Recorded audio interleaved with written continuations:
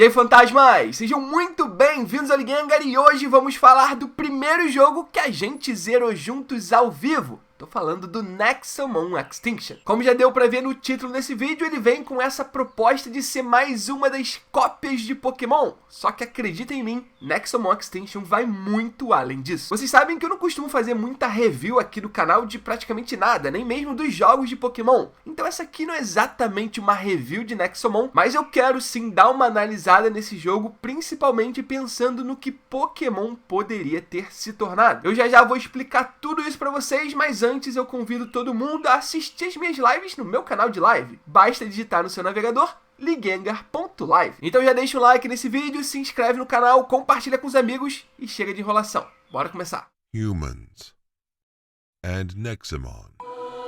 Together we have thrived for many generations. Together we have risen against every odd and hardship. This world is built over millennia of friendship, loyalty, and love. And that is what fools like to believe. In times immemorial, the Nexomon had a merciless king. Omnicron was his accursed name. This monstrosity led his brethren into a grand crusade against all of mankind. And as such, the Nexomon Scourge tried to eradicate us into oblivion. But we stood strong, and a group of brave heroes found a way to outsmart Omnicron by taming his own children and turning them against himself. We were able to slay the king of monsters and defy the wheel of fate. Victory was at our grasp. Omnicron's legacy is now barren. Nothing but a sad whisper in the wind. Finally free from his shackles, the Nexomon had become our companions for life. Our world, our people, and our future were set towards a bright tomorrow. But that day never came. For the true age of extinction has just begun.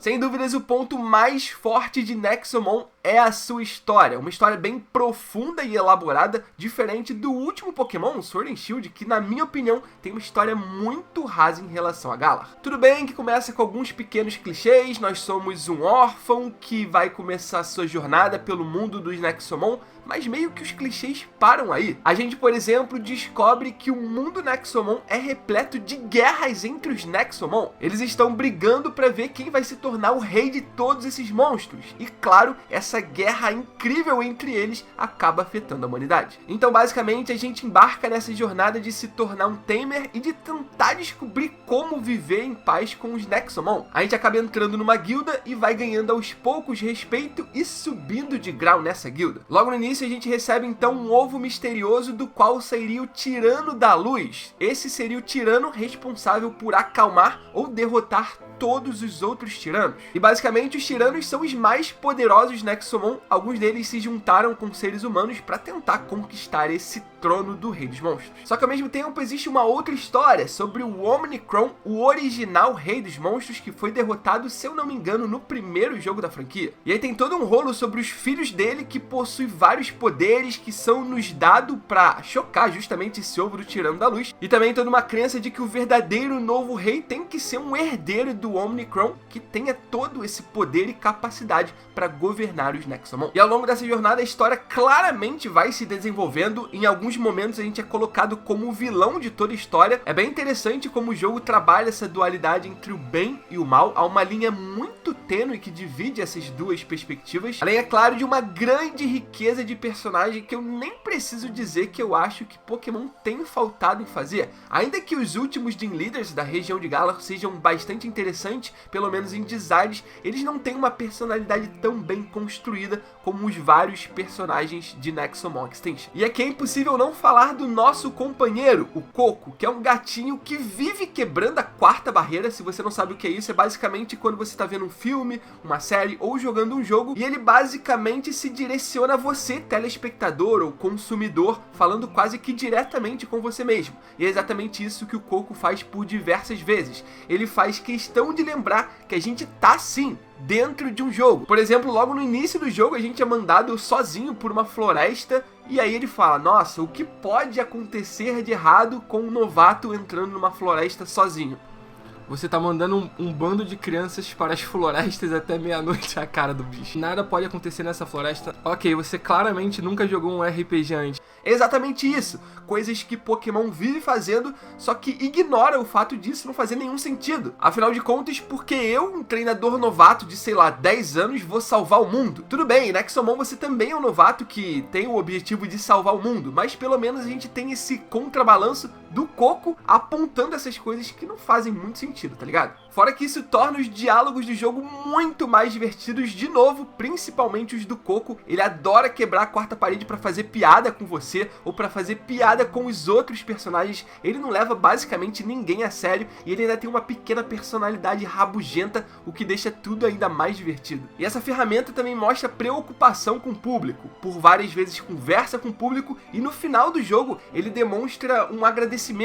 Ele diz obrigado por ter jogado o nosso jogo, o que por si só é muito legal se a gente pensar em Pokémon e o quanto de medidas que eles tomam que desagradam ao seu público-alvo. A gente vê aqui um jogo que aparentemente se preocupa com o público para o qual ele tá fazendo o jogo. E eu, pelo menos, como um consumidor ávido de Pokémon, sou um pouco carente dessa preocupação. E Nexomon me fez pensar diferente. Eu também não posso deixar de falar da arte incrível que Nexomon possui. Daqui a pouco eu vou falar também de pontos negativos e a gente vai falar também de animação, mas em questão de arte, de splash art entre uma cena e outra, quando eles botam uma imagem na tela mesmo, essas artes são incríveis, impecáveis. Sobre os monstrinhos, tem vários monstrinhos muito bonitos. Eu já mostrei num vídeo mês passado aqui, quando eu reagi ao Nexomon antes do lançamento, mostrando alguns bichinhos que são bem bonitos, que tem um design bem legais e que poderiam passar tranquilamente por Pokémon, que muita gente que não conhece, por exemplo, as gerações mais recentes,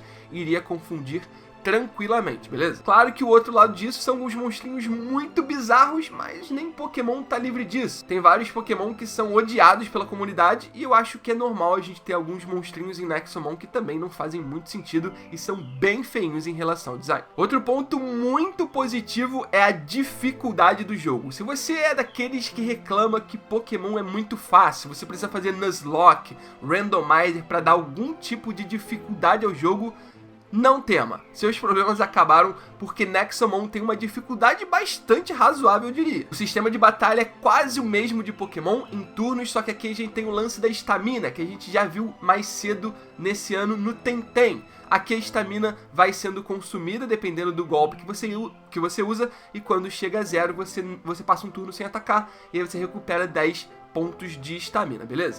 Mas a gente já tem os PPs nos jogos de Pokémon, só que o problema é que os PPs são individuais, para cada golpe, cada um dos ataques tem o seu próprio PP, então se um golpe zerar o PP, você vai pro outro ataque que tá com o PP cheio. Aqui não, o sistema de estamina é único para todos os ataques, então um ataque consome 25, um outro ataque consome 10, só que todos esses ataques vão consumir da mesma barra de estamina, então quando essa barra de estamina acabar, você não pode usar nenhum dos ataques do seu Nexomon. Outra coisa interessante é que se você não fizer um farm maroto, dar uma grindada, o seu level não vai ser o bastante para você zerar o jogo, e a sua grana vai ser curta também para zerar o jogo. Eu passei por esse problema, na reta final eu tive que dar uma grindada, batalhar com outros tamers para conseguir uma grana a mais, comprar os itens que me fariam terminar o jogo. E por falar em grind, é bastante interessante o sistema de rebalanceamento de level que o jogo traz. Quando você vai upando seus Nexomon, se você voltar, por exemplo, na primeira rota do jogo para encontrar algum Nexomon lá, ele não vai estar no level 2, no level 3. Ele vai estar basicamente no mesmo level do seu Nexomon,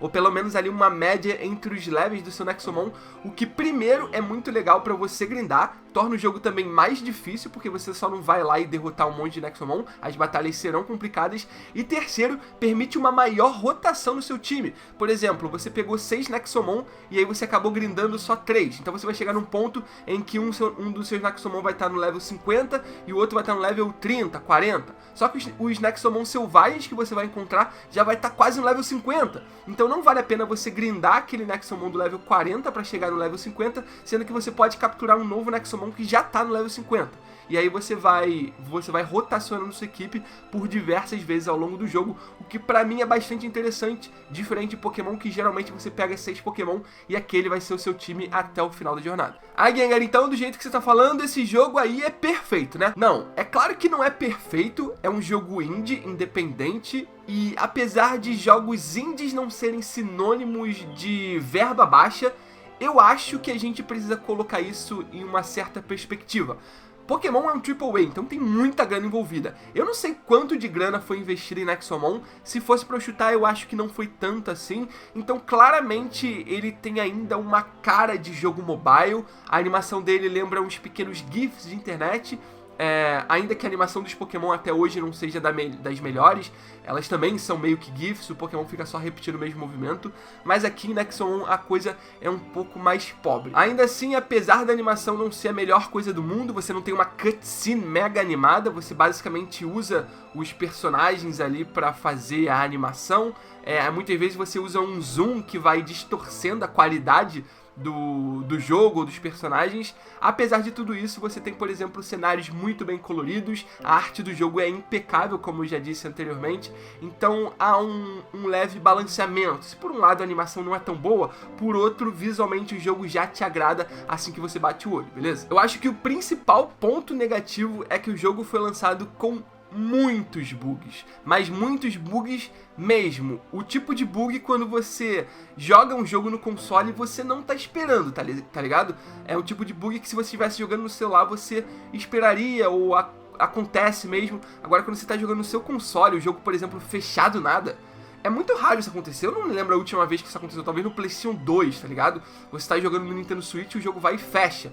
Ou então você fica travado porque tem algum bug que impede você de trocar o seu Nexomon, ou de derrotar o Nexomon adversário. Enfim, e no clímax do jogo tem um bug que se você deixar ele zerar a estamina, você não consegue derrotar ele. Então é meio frustrante, eu passei por esse bug, então eu tive que desligar o jogo e ligar de novo. Perdi uma batalha ali importante que eu tive que refazer até chegar nesse bug de novo. Eu não quero passar pano pra esse bug, mas isso é interessante porque é um bug que se a estamina do chefão zerar, você não consegue derrotar. E é uma estratégia normal você tentar estaliar a estamina dele pra você ganhar. Só que aí você é meio que forçado a usar uma estratégia mais ofensiva. Então assim, é um bug, é horrível isso, ter um bug no chefe final. Só que ele meio que aumenta um pouquinho a dificuldade do rolê, entende? Eu não tô passando pano pro bug, mas ele sem querer acaba dando uma pitadinha maior de dificuldade essa batalha. E, inclusive, a batalha final é muito interessante, é muito típica de clássicos RPGs, como por exemplo Final Fantasy. Você enfrenta o grande vilão, como eu já disse, existe uma grande dualidade entre bem e mal, então talvez você seja o vilão, ou o cara que você está enfrentando é o vilão. Isso é sempre muito tênue em Nexomon Extinction, mas você enfrenta ele várias vezes. Primeiro numa forma meio protótipa, depois com uma outra forma, depois outra forma, depois sua mestre, depois outra forma. Enfim, são várias batalhas consecutivas, muitas vezes sem você poder recuperar sua vida. De novo, o lance da dificuldade do jogo, que lembra, por exemplo, o que eu enfrentava em Final Fantasy e que a gente não tem em Pokémon. O chefe final geralmente é uma batalha contra um lendário, uma batalha contra o vilão, e acaba ali mesmo, depois você vai pra Liga e GG.